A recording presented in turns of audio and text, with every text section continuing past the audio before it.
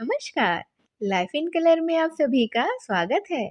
आज हम सुनते हैं कलम के जादूगर मुंशी प्रेमचंद जी की लोकप्रिय कहानियों में से एक, पुत्र प्रेम। बाबू चैतन्य दास ने अर्थशास्त्र खूब पढ़ा था और केवल पढ़ा ही नहीं था, उसका यथा योग्य व्यवहार भी वे करते थे। वे वकील थे, 2-3 गांवों से उनकी जमींदारी भी थी, बैंक में भी कुछ रुपये थे। यह सब उसी अर्थशास्त्र के ज्ञान का ही फल था। जब कोई खर्च सामने आता तब उनके मन में स्वभावतः प्रश्न होता था, इससे स्वयं मेरा उपकार होगा या किसी अन्य पुरुष का। यदि दो में से किसी का भी कुछ भी उपहार न होता तो वे बड़ी निर्दयता से उस खर्च का गला दबा देते थे। व्यर्थ को वे विष के समान समझते थे। अर्थशास्त्र के सिद्धांत उनके जीवन स्तंभ हो गए थे। बाबू साहब के 2 पुत्र थे। बड़े का नाम प्रभुदास था, छोटे का शिवदास। दोनों कॉलेज में पढ़ते थे। उनमें केवल एक श्रेणी का अंतर था। दोनों ही चतुर होनहार युवक थे, किंतु प्रभुदास पर पिता का स्नेह अधिक था। उसमें उत्साह की मात्रा अधिक थी और पिता को उसकी जात से बड़ी बड़ी आशाएं थी। वे उसे विद्या उन्नति के लिए इंग्लैंड भेजना चाहते थे। उसे बैरिस्टर बनाना उनके जीवन की सबसे बड़ी अभिलाषा थी। किंतु कुछ ऐसा संयोग हुआ कि प्रभुदास को बीए की परीक्षा के बाद ज्वर आने लगा। डॉक्टरों की दवा भी होने लगी। 1 मास तक नित्य डॉक्टर साहब आते रहे, पर ज्वर में कोई कमी ना हुई। फिर दूसरे डॉक्टर का इलाज होने लगा, पर उससे भी कुछ लाभ ना हुआ। प्रभुदास दिनों दिन क्षीण होता चला जाता था। उठने बैठने की शक्ति भी न थी। यहाँ तक कि परीक्षा में प्रथम श्रेणी में उत्तीर्ण होने का शुभ संवाद सुनकर भी उसके चेहरे पर हर्ष के कोई चिन्ह दिखाई नहीं दिए। वह सदैव गहरी चिंता में ही डूबा रहता था। उसे अपना जीवन बोझ सा जान पड़ने लगा था। एक रोज चैतन्य दास ने डॉक्टर साहब से पूछा, यह क्या बात है कि 2 महीने हो गए, अभी तक कोई दवा असर ही नहीं कर रही है। आखिर दवा का असर क्यों नहीं हुआ? डॉक्टर साहब ने संदेहजनक उत्तर दिया, मैं आपको संशय में नहीं डालना चाहता। मेरा अनुमान है कि यह ट्यूबरकुलोसिस है। चैतन्य दास ने व्यग्र होकर कहा, तपेदिक? डॉक्टर, जी हाँ, उसी के सभी लक्षण मुझे दिखाई देते हैं। चैतन्य दास ने अविश्वास के भाव से कहा, मानो उन्हें विस्मयकारी बात ही सुननी पड़ी हो। तपेदिक हो गया? डॉक्टर ने खेद प्रकट करते हुए कहा, यह रोग बहुत ही गुप्त रीति से शरीर में प्रवेश करता है। चैतन्य दास, मेरे खानदान में तो यह रोग किसी को नहीं हुआ था। डॉक्टर, संभव है मित्रों से इसके जर्म मिले हों। चैतन्य दास कई मिनट तक सोचने के बाद बोले, अब मुझे क्या करना चाहिए? डॉक्टर, दवा करते रहिए, अभी फेफड़ों तक असर नहीं हुआ है, इनके अच्छे हो जाने की कुछ आशा है। चैतन्य दास, आपके विचार में कब तक दवा का असर होगा? डॉक्टर, निश्चय पूर्वक तो मैं नहीं कह सकता, लेकिन 3-4 महीने में स्वस्थ हो जाएगा। जाड़ों में इस रोग का जोर थोड़ा कम हो जाता है। चैतन्य दास, अच्छे हो जाने पर ये पढ़ने में परिश्रम कर सकेंगे? डॉक्टर, मानसिक परिश्रम के योग तो ये शायद ही हो सकें अब। चैतन्य दास, किसी सेनेटोरियम यानी कि पहाड़ी स्वास्थ्यालय में भेज दूं तो कैसा रहेगा? डॉक्टर, बहुत ही उत्तम रहेगा। चैतन्य दास, तभी पुण्य रीति से स्वस्थ हो जाएंगे क्या? डॉक्टर, हो सकते हैं, लेकिन इस रोग को दबा रखने के लिए इनका मानसिक परिश्रम से बचना ही ज़्यादा अच्छा रहेगा। चैतन्य दास नैराश्य भाव से बोले, तब तो इनका जीवन ही नष्ट हो गया। गर्मी बीत गई, बरसात के दिन आए। प्रभुदास की दशा दिनों दिन बिगड़ती गई। वह पड़े पड़े बहुधा इस रोग पर की गई बड़े बड़े डॉक्टरों की व्याख्याएं पढ़ा करता था। उनके अनुभवों से अपनी अवस्था की तुलना किया करता था। पहले कुछ दिनों तक तो वह अस्थिर चित्त सा हो गया था। 2-4 दिन भी दशा संभली रहती थी तो पुस्तकें देखने लगता और विलायत यात्रा की चर्चा करता। 2-4 दिन भीतर ज्वर का प्रकोप बढ़ जाता था तो जीवन से निराश हो जाता था। किंतु कई मास के पश्चात जब उसे विश्वास हो गया कि इस रोग से मुक्त होना तो कठिन है, तब उसने जीवन की भी चिंता छोड़ दी। पथ्यापथ्य का विचार न करता, घर वालों की निगाह बचाकर औषधियाँ जमीन पर ही गिरा देता, मित्रों के साथ बैठकर जी बहलाता। यदि कोई उससे स्वास्थ्य के विषय में कुछ पूछता तो चिढ़कर अपना मुंह मोड़ लेता। उसके भावों में एक शांति में उदासीनता आ गई थी और बातों में एक दार्शनिक मर्मज्ञ पाई जाती थी। वह लोक रीति और सामाजिक प्रथाओं पर बड़ी निर्भीकता से आलोचनाएं किया करता। यद्यपि बाबू चैतन्य दास के मन में रह रहकर शंका उठा करती थी कि जब परिणाम विदित है तब इस प्रकार का धन का अव्यय करने से क्या लाभ। तथापि वे कुछ तो पुत्र प्रेम और कुछ लोकमत के भय से धैर्य के साथ दवा दर्पण करके आगे बढ़ते जा रहे थे। जाड़े का मौसम था। चैतन्य दास पुत्र के सिरहाने बैठे हुए डॉक्टर साहब की ओर प्रश्नात्मक दृष्टि से देख रहे थे। जब डॉक्टर साहब टेम्परेचर लेकर कुर्सी पर बैठे तब चैतन्य दास ने पूछा, अब तो जाड़ा आ गया, आपको कुछ अंतर मालूम होता है? डॉक्टर, बिल्कुल नहीं, बल्कि रोग तो और भी दुस्साध्य होता जाता है। चैतन्य दास ने कठोर स्वर में पूछा, तब आप लोग क्यों मुझे इस भ्रम में डाले हुए थे कि जाड़े में अच्छे हो जाएंगे ये? इस प्रकार दूसरों की सरलता का उपयोग करना अपना मतलब साधने का साधन हो तो इसे सज्जनता कदापि नहीं कह सकते हैं।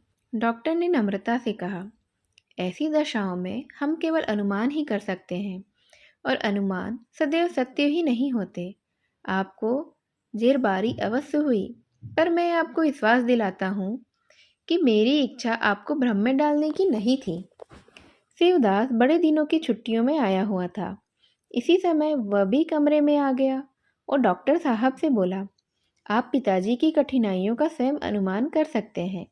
अगर उनकी बात नागवार लगी हो तो उन्हें क्षमा कीजिएगा।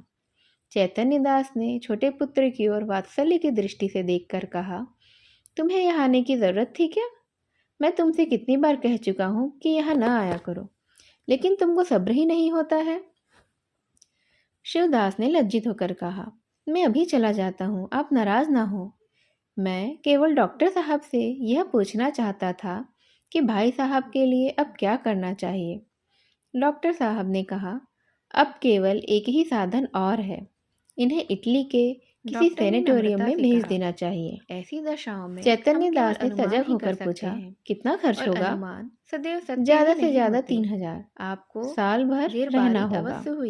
निश्चय है कि वहाँ दिलाता हूँ अच्छे होकर आएंगे वहाँ से। भ्रम में डालने की नहीं जी नहीं, यहाँ तो यह भयंकर रोग है। दिनों की साधारण बीमारियों में भी कोई बात निश्चय रूप से नहीं की जा सकती। इतना खर्च करने पर भी वहाँ से ज्यों के त्यों लौट आए तब का स्वयं अनुमान कर तो ईश्वर की इच्छा। अगर आपको यह तस्कीन हो जाएगी कि इनके लिए मैं जो कुछ कर सकता था वह मैंने कर दिया। छोटे पुत्र की ओर वात्सल्य की आधी रात तक कहा, घर में प्रभुदास को इटली भेजने के प्रस्ताव पर वाद विवाद होता रहा। कितनी बार कह चुका हूँ चैतन्य दास का कथन था, लेकिन तुमको सब्र ही नहीं होता है। एक संदिग्ध फल के लिए 3,000 का खर्च उठाना लज्जित होकर कहा, बुद्धिमत्ता के प्रतिकूल है। आप नाराज ना हो। फल उनसे सहमत था। केवल डॉक्टर साहब से यह पूछना चाहता था। उसकी माता इस प्रस्ताव का बड़ी दृढ़ता के साथ विरोध कर रही थी। डॉक्टर साहब ने अंत में माता के धिक्कारों का यह फल हुआ कि शिवदास लज्जित होकर उसके पक्ष में हो गया। बाबू साहब अकेले रह गए। सजग होकर पूछा, तपेश्वरी ने तर्क से काम लिया, ज्यादा से ज्यादा पति के सद्भावों को प्रज्वलित करने की चेष्टा की। धन की नफरता की लोकोक्तियां अच्छे होकर कहीं आएंगे वहां से। इन शस्त्रों से विजय लाभ न हुआ तो अश्रु की वर्षा ही करने लगी। बीमारियों में भी कोई बात निश्चय रूप से नहीं की जा सकती। इस प्रहार के सामने न ठहर सके। वहां से इन शब्दों में हार स्वीकार की। अच्छा भाई, रो मत, आपको यह जो कुछ कहती हो वही अब होगा। कि इनके लिए मैं जो कुछ कर सकता था तपेश्वरी कर दिया ने कहा, तो कब होगा? घर में प्रभुदास को हाथ में तो आने दो। प्रस्ताव पर वाद विवाद होता तो यह क्यों नहीं कहते चैतन्य कि भेजना ही नहीं चाहते हो आप? कि एक संदिग्ध भेजना तो चाहता हूँ, किंतु अभी तो हाथ खाली है ना। क्या तुम नहीं जानती हो शिवादास बैंक में तो रुपये हैं,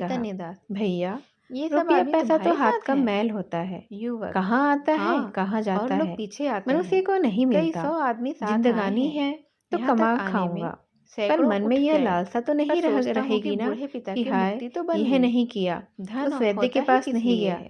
नहीं तो शायद बच चैतन्य जाते। दास, उन्हें क्या बीमारी थी? हम तो कहते हैं युवक ने बड़ी सरलता कि से कोई कहा, हमारा सारा घर मानो द्वार वह लिखा अपने ले, किसी निजी केवल दादा संबंधी को से ही एक बार बात कर बुला रहा दे। हो।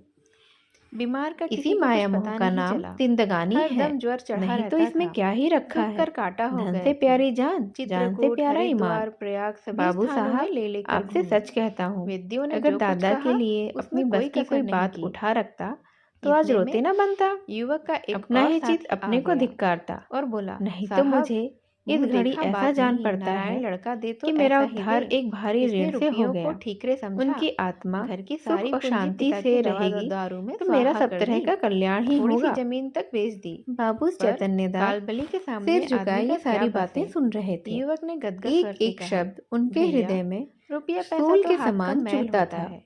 इस कहाँ आता उदारता के है, प्रकाश कहाँ में जाता है, उन्हें अपनी मनुष्य को नहीं हृदयहीनता, मिलता। अपनी जिंदगानी है आत्मशून्यता, तो कमा अपनी खाऊंगा। भौतिकता पर अत्यंत मन में यह भयंकर लालसा दिखाई तो नहीं देती थी। रहेगी ना उनके कि चित्त हाय पर इस यह नहीं घटना का किया, उस वैद्य के कितना पास प्रभाव नहीं गया, पड़ा, नहीं तो शायद बच जाते। इसी से अनुमान किया जा हम सकता तो है कहते हैं कि प्रभु के कि दास कोई के हमारा अंत्येष्टि सारा घर संस्कार द्वार में लिखा ले, उन्होंने केवल हजारों दादा रुपए को एक खर्च कर बार डाले। बुला दे। उनके संतप्त हृदय की इसी शांति के माया मोह लिए का नाम अब एक यही जिंदगानी मात्र है। उपाय रह नहीं गया तो था। इसमें क्या ही रखा है। पर क्या उन्हें धन से शांति प्यारी मिली? जान, जान से इसका प्यारा जवाब तो ईमान। सिर्फ वही दे सकते बाबू थे। साहब, आपसे सच कहता हूँ, इस तरह अगर दादा ये के कहानी लिए यहीं अपनी बस की समाप्त कोई होती बात है। उठा रखता आप तो सभी आज का रोते इसे ना ध्यान बनता। से सुनने के लिए अपना ही चित धन्यवाद। अपने को धिक्कारता। नमस्कार। नहीं तो मुझे इस घड़ी ऐसा जान पड़ता है कि मेरा उद्धार एक भारी ऋण से हो गया।